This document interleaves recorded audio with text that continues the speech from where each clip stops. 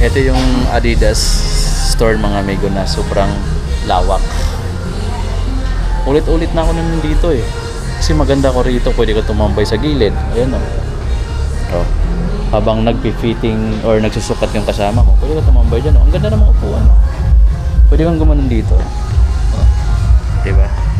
Sa tapat mo meron din. Lambot pa ng upuan, meron pa dito. Fitting room nila to eh. Pwede ka tumambay dito. O habang naghihintay ka, di ba? Ganun kaganda rito sa Adidas store. Mabango pa kaya dito ako laging tumatambay eh. Kaya pagka may mag-fit. Tapos pwede ka rin umikot. Pwede kang umikot dito. Punta tayo sa baba. Adidas, Adidas, Adidas. Ayan. Flagship store to guys, no? Kaya ang lawak. Yung naka-display naman ngayon dito is ito na yung mga running shoes na. O Adizero. Ayan. Yung pinaka-latest nila na running shoes guys, Light Strike Pro. Ayan. Grabe. Ito na yung naka-display dito, Adios Pro 4. Ganyan. Ito dito naman. Ito. Dami ditong classic. SL72 dito. Ito yung mga hindi kumukupas na ano. Or hindi lumuluma na mga OG. 6,000 pesos. Women's size naman to. 6,000 pesos. Diba? Pwede kang tumambay sa gilid, pwede kang maghintay while waiting sa mga kasama mong namimili dito. Dami dito. Ito yung classic sa baba. Ito tayo. Adidas Classic portion. May mga tatlong stripe na ganito. Ito yung mga classic na logo, di ba? Ito makikita mo dito. Tapos dito, yung mga classic na sapatos naman. Gazelle. Adidas Gazelle guys. 7,500 pesos. Ito pa yung iba. Gazelle. May ganito pa. Gazelle din. 10,000 pesos. Dito sa side na to. Ito. Branded 8,900 branded 8,900. Ito naman para sa kasayan Views Mix 4,900 classic suede mga upper. Dito is the original na Superstar, original version, kulay para kang gray, 6,800. Ito yung gusto ko kasi ito yung dating nakagisnan kong kulay, nakagisnan kong design ng Superstar, which is sikat siya dati nung high school pa ako eh. Ito pa, Superstar, 5,500 pesos. Diba? Dito tayo, Adidas naman na, hindi ko alam Superstar ba siya, iba siya yun, 6,500. Tapos ito pa, Superstar naman to, ito pang unisex, pwede sa pambabae, pwede sa panlalaki, 6,800 pesos. May Adidas Japan dito. Napapansin ko yung mga nagsusuot dito madalas is yung mga nanay natin, mga tita, or yung mga mahilig lang talaga sa talagang komportable yung sapatos. 7,300 women's size. Ayan o. Eto guys pwede mo pala siyang lagyan ng accessories. Palitan mo yung laces. Ganito siya. Mas malapad. Pero ganda pala ng pinalabasan no. Adidas Superstar siya na original version. Tapos ito na yung magiging tsura niya kapag pinalagyan mo ng bagong lace. Ganda pala. Daming print. Gusto ko talaga yung mga ganito lang. Mas simple, mas maganda tingnan. Tapos ayan. Adidas original. Balik tayo dun sa mga basketball shoes. Nasa kabilang side yung mga basketball shoes nila. Puntahan natin. Yes sir. Diyan tayo pupunta ngayon. At wala na yung magandang lagusan nila no. Baka papunta sa kabilang side. Binago na ngayon. Pero dito pa rin tayo. Iba na lang yung daanan. Ganito na siya. Pero maganda pa rin amigo. Tingnan niyo naman kung gaano kalapad tong Adidas flagship nila sa may Glorieta. Dito, panalo ko na dito. Solid dito. Flex tayo dito ng for 13,000 pesos. For DFWD. 4?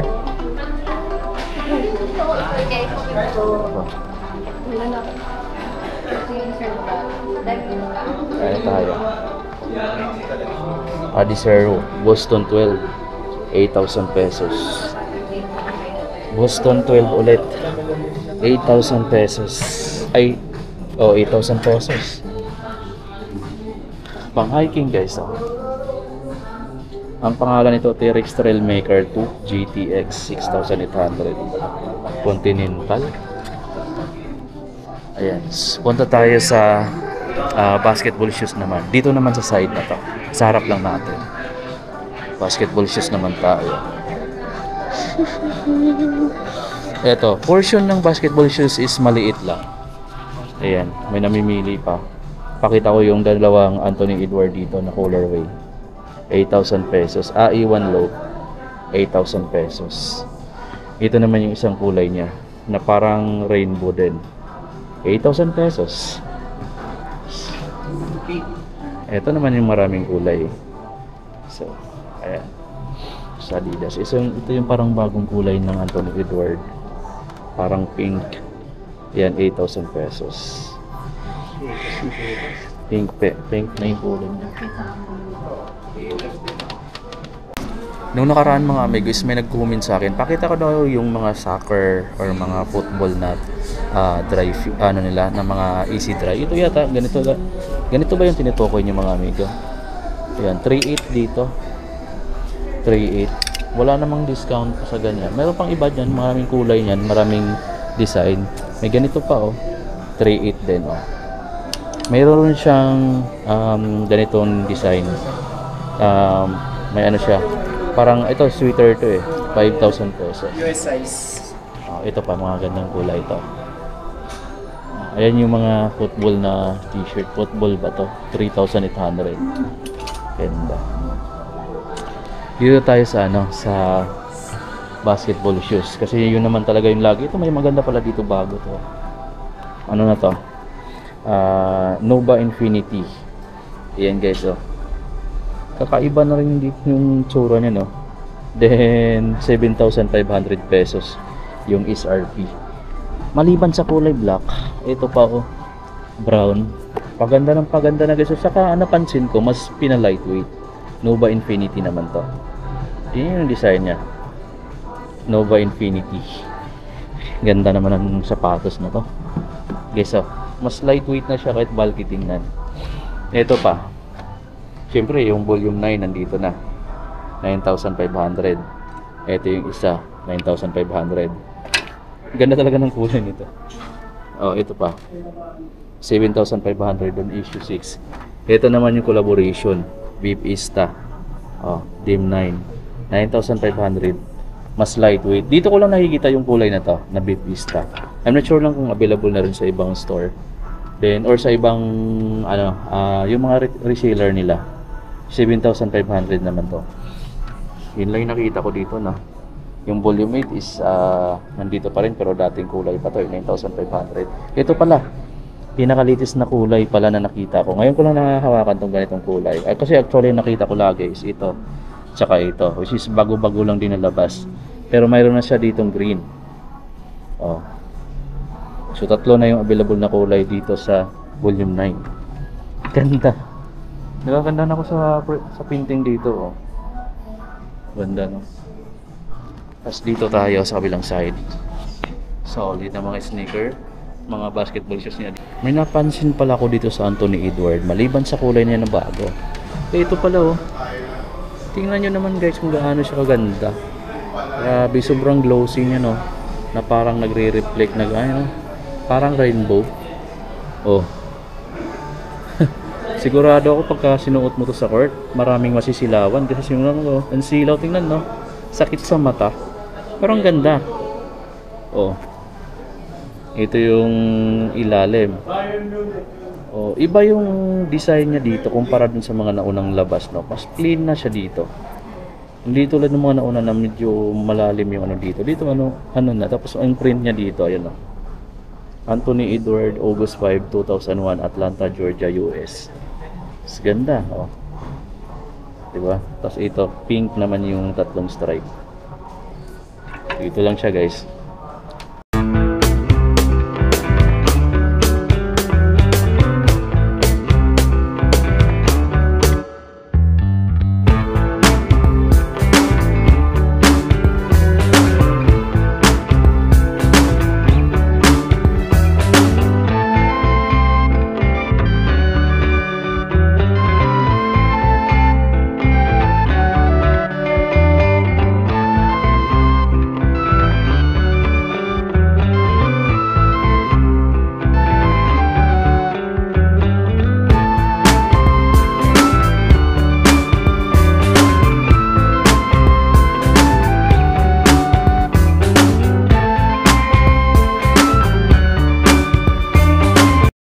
So yun guys, napalabas na tayo ng Adidas. Kung may nagustuhan ka doon, visit na lang dito sa Adidas store, Adidas flagship store, ayan, sa may Glorieta, Makati.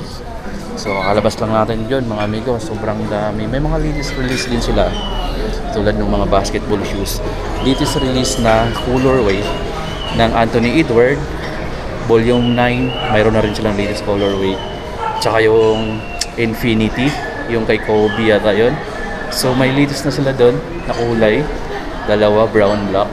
Pwede niyong bisitahin yung flagship store ni Adidas sa may Glorieta kung isa yun sa mga inaabangan mong sapatos. But ayan guys, no, dito pa rin tayo sa Glorieta. 8 PM na yata ngayon. Ikot-ikot tayo dito. Sobrang lawak kasi ng mall na to, di mo agad maikot. So kung may enough time ka, gusto mong mag-relax, gusto mong tumambay, maglakad-lakad tulad ng ginawa ko para ma-exercise na rin, ito yung isa sa mga puntahan mo kung gusto mong nasa loob ka lang din lagi ng mall. Kasi ang lawak nito guys, di mo maiikot.